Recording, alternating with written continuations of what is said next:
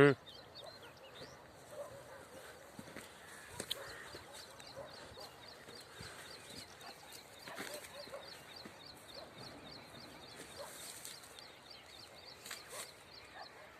जी प्रणाम। जय श्री राम, राधे राधे, जय श्री कृष्णा, राधे राधे राधे राधे, आयुष्मान सस्वी। शास्त्री जी मेरा एक प्रश्न है आपसे। अच्छा जी बोलिए।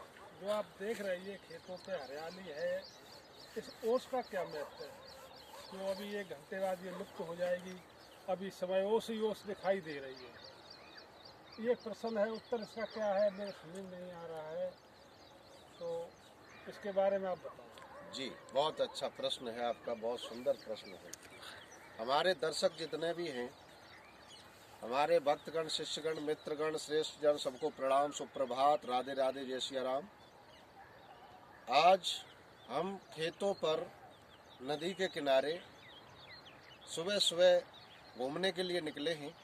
तो हमारे शिष्यों ने एक प्रश्न किया है कि शास्त्री जी ये बताएं कि सुबह सुबह घास में, फसल में जो ओस होती है, ओस सुबह जब देखते हैं तो बहुत चमकती है और 1 घंटे बाद वो समाप्त हो जाती है। इसका आदमी के जीवन से क्या संबंध है? बहुत अच्छा प्रश्न, बहुत आध्यात्मिक प्रश्न है। बड़ा गौर से सुने हमारे जितने भी दर्शक श्रोतागण हैं, और हमारे चैनल को सब्सक्राइब, लाइक, कमेंट और शेयर जरूर करें। अगर आपको अच्छा लगता है, इसके अंदर ज्ञान मिलता है, तो जरूर इसको शेयर करें।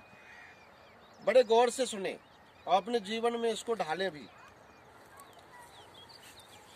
प्रश्न है निकाह कि ओस जो हो जाती है, हम सुबह सुबह जब निकलते हैं और सूर्य जब उदय होता है तो ओस के कण जो हैं वो चमकने लगते हैं। इसका आदमी के जीवन से संबंध ये है कि जब बच्चा जन्म लेता है, बच्चे का जन्म लेना अर्थात ओस का जन्म लेना, उसके बाद क्या होता है, ओस जब सूर्य निकलता है तो ओस चमकने लगती है। जब बच्चा बड़ा हो जाता है, तो जब जवान बच्चा होता है घर में, तो वो अच्छे से बात करता है, अच्छे से रहता है, तो घर वालों को बड़ी खुशी होती है कि मेरा बच्चा जवान हो गया है। इसी तरह से सुबह सुबह की ओस के कण जो होते हैं बड़े सुंदर और एकदम मोती जैसे चमकते हुए दिखाई देते हैं। इस पर कई कवियों ने लेख भी लिखे हैं ओस के ऊपर।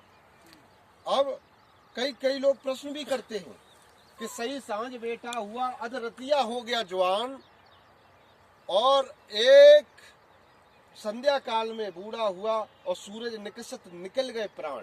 कहते हैं कि ऐसा कौन है संसार में जो सही सांझ जन्म लेता है और आधी रात पर जवान हो जाता है और सुबह आते ही, सूर्य के निकलते ही वो मर जाता है? ऐसा कौन है? उसका भी अभिप्राय इसी ओस से है। अच्छा, ये गहराई की बात आपको आज मिलेगी कि सही सांझ बेटा हुआ, आधी रात पे हो गया जवान, और सही सकल सवेरे जैसे सूर्य निकसत निकल गए प्राण।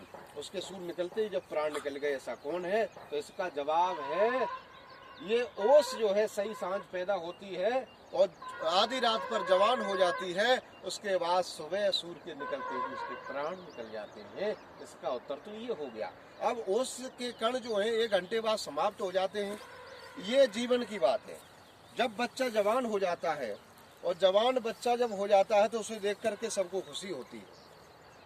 उसके बाद बचपन के बाद जवानी के बाद जैसे ही बुढ़ापा आता है, और बुढ़ापा आने पर संदेशा आ गया, यम का चलन की कर तैयारी है। जैसे ओस के कण सूरज के निकलते ही फिर समाप्त होने लगते हैं, ठीक उसी प्रकार से जैसे ही इंसान वृद्ध होने लगता है तो उसकी एक पहचान होती है। जैसे फसल पक जाती है तो किसान घूमने लगता है खेतों की मेड़ पे और देखता है कि उसमें फसल कौन सी पकी हुई है, और देखता है आज नहीं पकी है। इसी प्रकार से पकी हुई फसल भी ये जीवन होता है, ये शरीर होता है। जैसे ही हमारे बाल पकने लगते हैं, दांत हिलने लगते हैं, हमको दिखना कम हो जाता है, दिखना बंद हो जाता है, ठीक इसी प्रकार से ये शरीर रूपी फसल भी पक जाती है और किसान रूपी यमराज चक्कर काटने लगता है। वो देखता है कि आज ये 2 दिन के बाद पूरी पक जाएगी। इसी प्रकार से आदमी का जीवन है, इसी प्रकार से ओस का कण है। ओस का कण, फसल, किसान, यमराज और सूर्य, सबका संबंध इसी से है। अब जैसे ही सूर्य का प्रकाश पड़ा और सूर्य ने अपनी किरणों से उन ओस को समाप्त कर दिया, ठीक इसी प्रकार से यमराज को लगा कि फसल पक चुकी है, और उसी वक्त वो किसान क्या करता है, उस फसल को काट लेता है। फसल ये शरीर है, ये भी एक खेत है, ये शरीर है, और ये फसल पक जाती है तो किसान उसे काटने के लिए पहुंच जाता है।